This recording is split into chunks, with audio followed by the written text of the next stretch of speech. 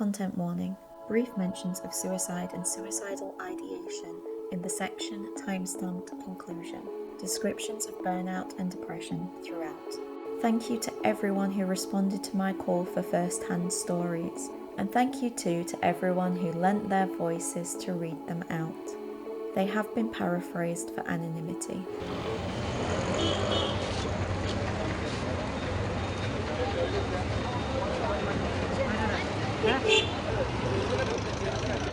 You are a good YouTuber. You are a good YouTuber. You will never be cancelled. Your bell will always go smashed. Your Twitter takes are hot. You are a good YouTuber. Smash that like button, smash that like button, smash that like, oh my. This channel is only possible thanks to the wonderful people who support me every month on Patreon. Sign up to get early releases, free artwork, behind the scenes gossip, exclusive content and more. In today's video, I want to talk about the advice you often hear to fake it till you make it, and how this intersects with what is known as autistic masking. If that's the kind of topic you'd like to see more of, then make sure you're subscribed to the channel and you hit the bell to be notified of future uploads. You might have heard the term fake it till you make it before, but you might not know of its origins. I actually heard of it when I watched Amy Cuddy's TED Talk of the same name about the importance of acting confident in one's pursuits. She talks about things like posture. So like if you do a confident posture, you will feel a wee burst of confidence. If you smile, you will feel a spark of happiness. This is to do with muscle memory, concepts, neurology, hormones, psychology, and it's a fairly uncontroversial claim. Anytime you see a performer or an athlete getting ready to do their thing, that's that, using physical movement to get oneself into a mindset. Ready to slay. So says Amy, if you're waiting to go into a job interview, don't spend that time hunched over your phone like that, but taking a strong and confident posture. That way you're ready, game face on by the time you go in. She talks about using these techniques to overcome her own anxiety about re-entering academia after an accident. It's a nice, harmless little talk and I've linked it below. So for a long while I thought that's all fake it till you make it really meant. Just another way of saying be confident that had become something of a cliche. So you can imagine my surprise when I thought, oh, that'll be a good title for a video about autistic masking. But I should probably look up where the phrase actually comes from, just in case. And was confronted with the most bizarre Wikipedia rabbit hole I had been on in a while. For a few weeks or something. Anyway, go watch my most recent video, The Capitalist Propaganda of the Secret, to see where that one led.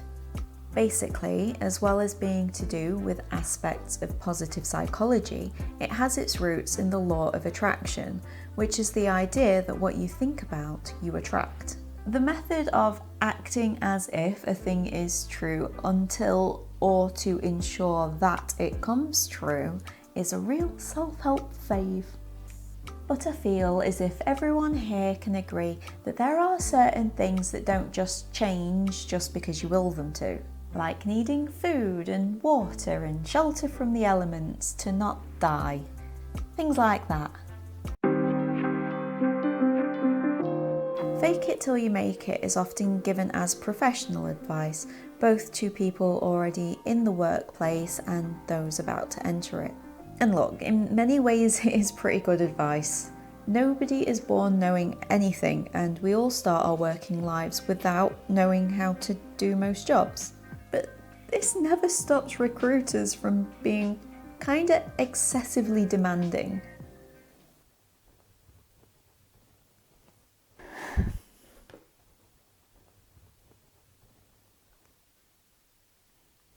What would you consider to be your greatest strengths? Reliability, I'd say. I'll always be on time, willing to help out. And tell me about a time you faced a conflict at work. What did you do? Yeah, there was a disagreement between a customer and the new girl at my last place, and... What about a time when you single-handedly had to save the business from imminent collapse? What Any experience in hostage negotiation? Conflict resolution skills are important, as is thinking on your feet. Yes, but say, for example, that a biological terrorist plans on attacking this organisation by infecting the CEO with flesh-eating insects. What do you do? Is that not an episode of The Blacklist? This is an international company. How fluent is your Thai? Chan putภาษา Thai ได้นิดหน่อยค่ะ. Sell this pen. Nope. So, of course, probably just saying yes and figuring it out later is your literal only option if you want to get hired. And for most people, it's easy to know when you've made it. Amy Cuddy, for example, recalled the moment where she was giving a student the same advice as her mentor had given her. She was the mentor now. She had made it. When you get the promotion, when you're chosen to give the presentation, when you sell your work, when you can live off your creativity, when you're the one training the newbies.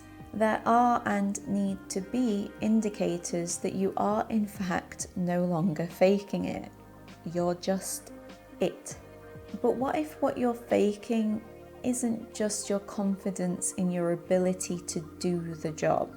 What if it is and has to be almost every aspect of yourself? What has become known as autistic masking is the many varied, sometimes nuanced ways in which autistic people hide signs of their autism.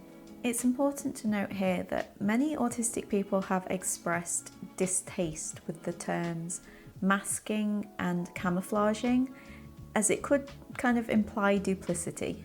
Being two-faced is often an accusation which gets thrown at autistic people because of masking. Usually when the mask slips, and there you see why people dislike the term. When the mask slips is usually used to imply duplicity. So I'm going to henceforth call autistic masking adaptive coping, which I got from this paper, Adaptive Morphing and Coping with Social Threat in Autism, an Autistic Perspective. I didn't go with morphing because I can't say adaptive morphing very well. Doesn't exactly roll off the tongue. Another option could have been compensatory strategies, a la this paper, quantifying compensatory strategies in adults with and without diagnosed autism. I personally just prefer adaptive coping because I feel like compensatory still implies that autistic traits are something negative which need compensating for, but that's just me. This paper aims to measure compensatory strategies in autism for the first time. The authors do warn not to generalise too much from their findings, citing a lack of data, but I think their categorisations are still worth a mention. Also mentioned in this paper is the Camouflaging Autistic Traits Questionnaire, or the CAT-Q, which is, I would say, a pretty oversimplified screening test to see how much autistic people engage in adaptive coping compared to the neurotypical population. Anyway, I did this test and scored, I don't know, I think I got full marks, all the points. I should be an Oscar-winning actress by this point is what I'm saying. But this paper does go deeper and splits adaptive coping into 4 kinds of strategies. Number 1 is called masking. This is the dampening of existing autistic traits, involving not talking about the things you want to talk about, not wearing clothes that you would like to, lurking on the edges of the convo, silent, always watching, always learning. Number 2 is shallow compensation. This is neurotypicaling up. Rather than just hiding autism, you're actively pretending to be neurotypical. This usually involves acting, pretending, imitating, learning scripts, memorizing small talk pointers, putting a lot of effort into doing the interested face.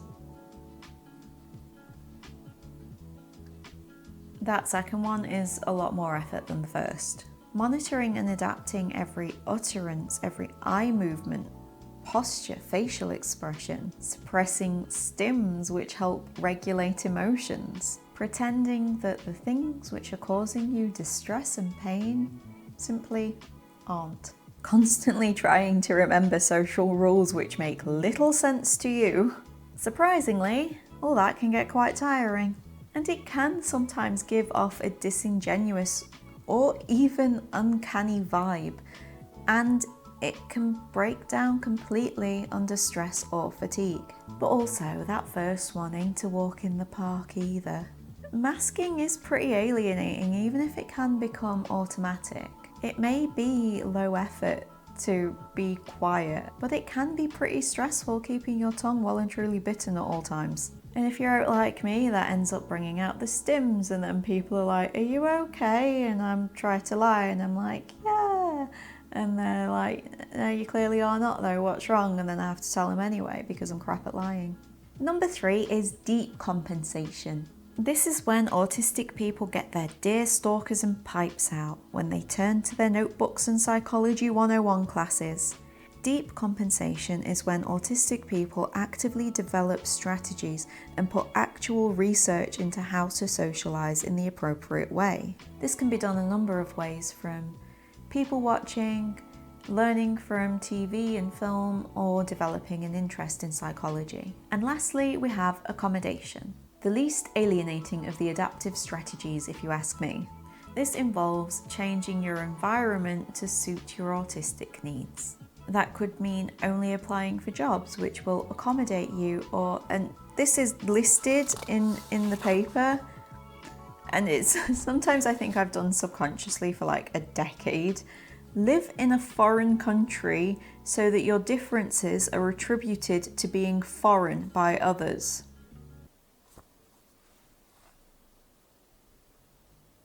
I'm in this paper and I don't like it. It's true. Since I left the UK in 2009, the thought of going back there was terrifying. And not just because the UK is a wretched hive of TERFs and bigotry, but also because I just really like the lack of social pressure. It's relaxing. I'm an adventurous and nomadic soul who refuses to be tied down. I shall never run in your rat race, you normies. I sing Eddie Vedder songs around campfires on beaches. So there we have the 4 kinds of adaptive coping. The kinds of things that autistic people have to do every day in order to survive, let alone thrive in this world. And of course, it goes way beyond these 4 types. Even to categorize and segment them kind of misses the point of the true human impact of it. The harm done, the gaslighting and alienation, the loss of identity and feelings of dissociation, the never-ending imposter syndrome, and of course, the burnout.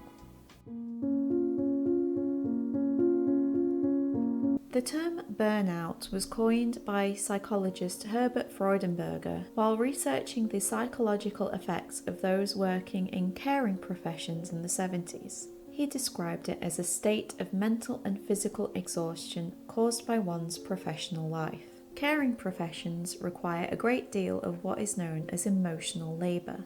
That's when workers are expected to perform certain emotions. And Freudenberger noticed that this demand can lead to chronic stress and fatigue.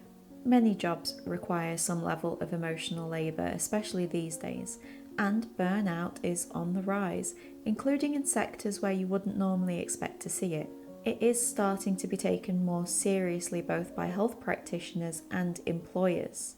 But in recent years, autistic advocates have been discussing another type of burnout, autistic burnout. The small amount of academic research done on autistic burnout allows for a loose definition based on community participatory research. Community participatory research when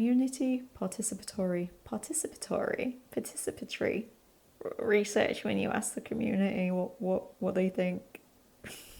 Participatory. Participatory. The 3 agreed upon characteristics of autistic burnout are 1. Chronic exhaustion, 2. Loss of skills, and 3. Reduced tolerance to stimulus.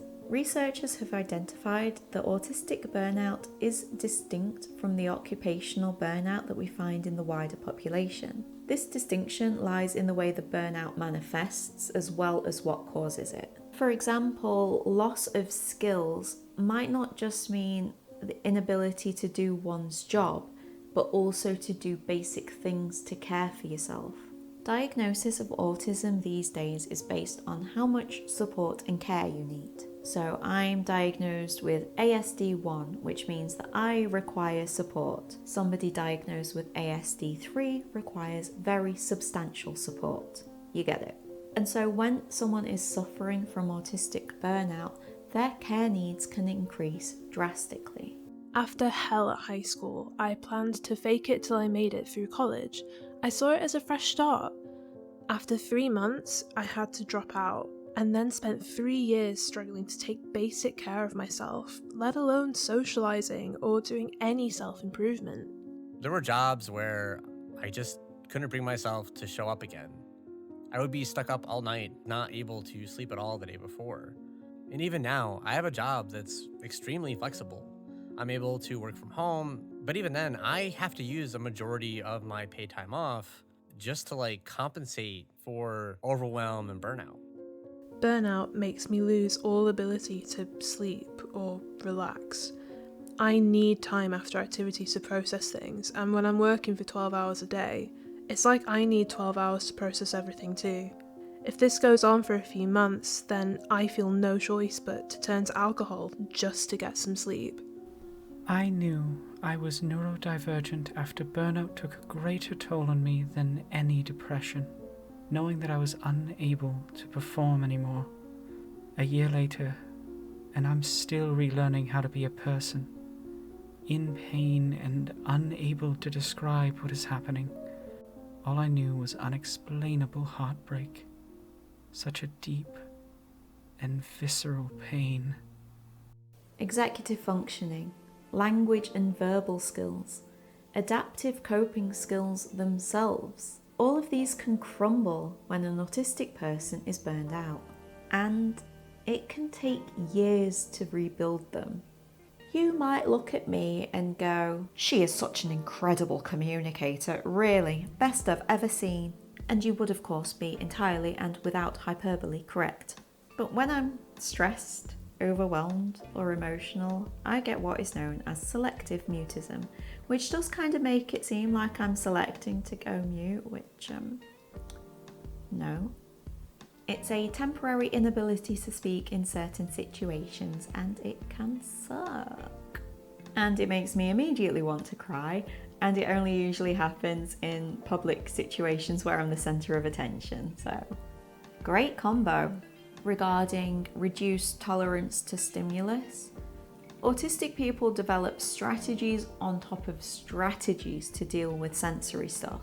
What creates sensory discomfort can not only vary between autistic individuals, but also day to day and even hour to hour. Burnout can eliminate your coping strategies as well as reducing your tolerance. More things become triggers and you're less able to cope with them. If there is something in my environment that is too much, and I have to be there every day and I can't fix it, it will burn me out.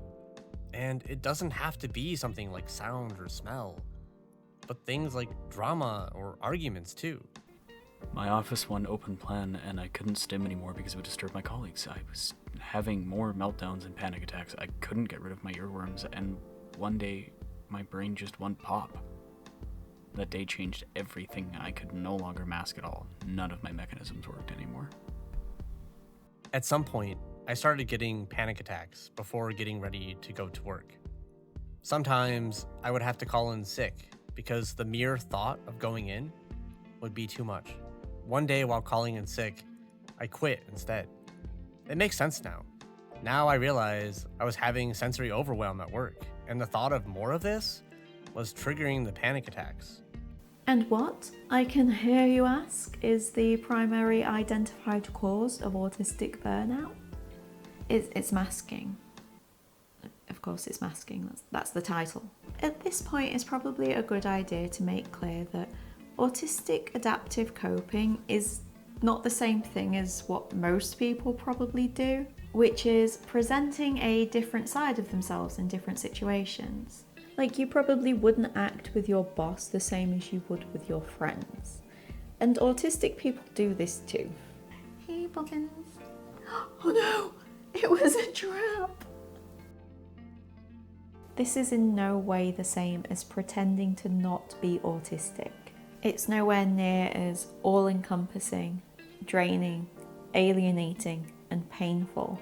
The reason why adaptive coping is such a huge cause of burnout, in case it's not obvious, is that you get very few breaks from it, especially if you live with other people. And it isn't just about hiding our distress, our stims, or eccentricities. For me personally, one of the most heartbreaking parts of adaptive coping is that way too often, autistic people have to suppress their happiness. Autistic joy can be big and passionate and possibly about something you don't understand.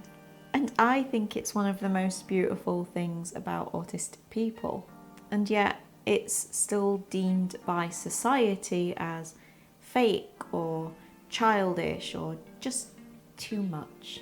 At school or work, the threat of social exclusion or even outright bullying can be constant.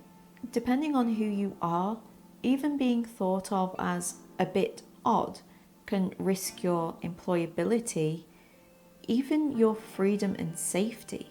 Gender, race, sexuality, even just general appearance, all of that can play a role in determining whether you are seen by society as just a bit quirky or a danger.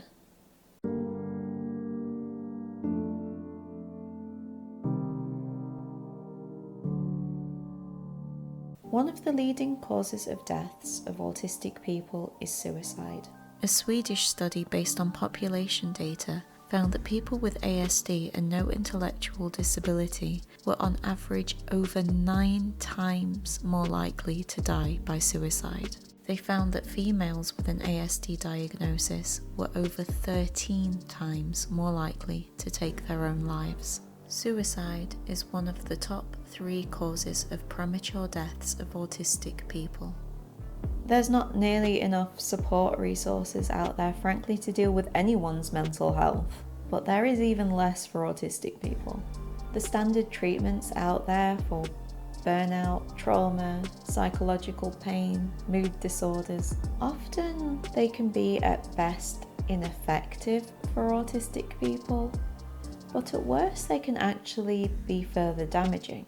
It can be almost impossible to get any kind of disability support or benefit when your disabilities are invisible. And the variable and spiky nature of autism can make it very difficult to prove that you can no longer hold down long-term employment. So forcing yourself to suppress your discomfort, to pretend to be okay in order to work and earn money, that's not a choice for most. It's either that or live and probably die in destitution.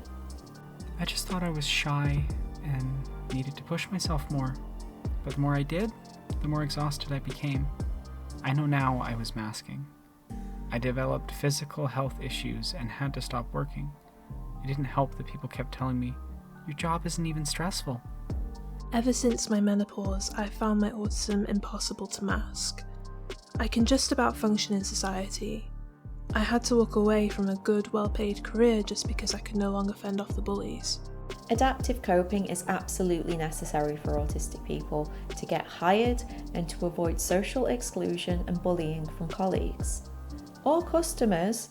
I worked mainly in people-facing roles, and the amount of times I was insulted and had my job threatened because my face was too neutral. Imagine having to gaze briefly upon a face that isn't disingenuously beaming from ear to ear. Truly, it is enough to ruin any day. We are forced to adapt ourselves constantly, forced to hide our discomfort, knowing that this in fact is in itself disabling. knowing that it is using up valuable energy and mental resources, knowing that if you stop, even for a little bit, you risk losing everything. When mere existence is exhausting, willpower, positivity, faking it, taking a break, a holiday, a year or more off work, it won't stop the fatigue. It won't stop the anxiety that one day you might not have the energy to be. I didn't mention the suicide rate just now to be shocking. I know this world is exhausting for everyone except the comfortable few. That's why I would see a world in which you didn't have to spend the majority of your time labouring simply to not die in the streets. But with all the capitalism and the globalism and the mainly white North American ideals becoming hegemonic, this alienates us all a bit from control of our personal identities, if you see my series. But for disabled and neurodivergent people, this forced way of being can be, and way too often is, the final nail in our coffins. Well, that was an ending. Don't be sad. Be a revolutionary. The good thing is that much of what goes into adaptive coping is cultural.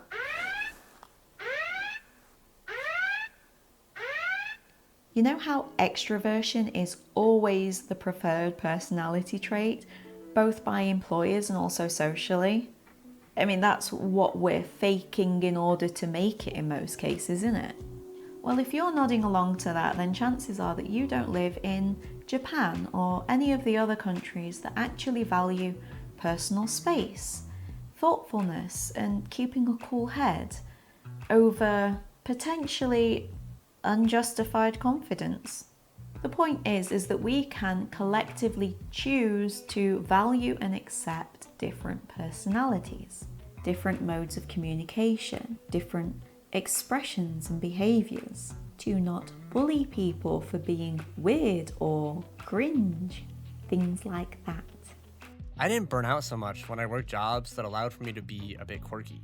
But when I started working in tech, I had to network and attend events and socialize with colleagues and just be on. So I masked. I masked until I began dissociating. After a couple of years, my health was destroyed, and I was advised by professionals to take medical leave. I feel like I've hidden the authentic me my whole life. I finally feel seen, in large part thanks to neurodivergent Twitter. I feel like my very existence is valid for the first time in a very long time. Nobody should feel as if their existence isn't valid. And it shouldn't only be up to other autistic people to accept autistic people for who they are. Most of the things that we feel the need to hide as autistic people are things that really shouldn't bother anyone. What actually does it matter if we flap, if we have to move, if we don't use the correct tone or facial expression, if we get excited about things that you don't, or we don't care about things that you do? We should all be challenging the idea that this stuff matters. It should not just be left up to neurodivergent people. But it is also essential at the same time that we dismantle the unjust hierarchies that is global capitalism and centralised state governments. Comrades, we need to...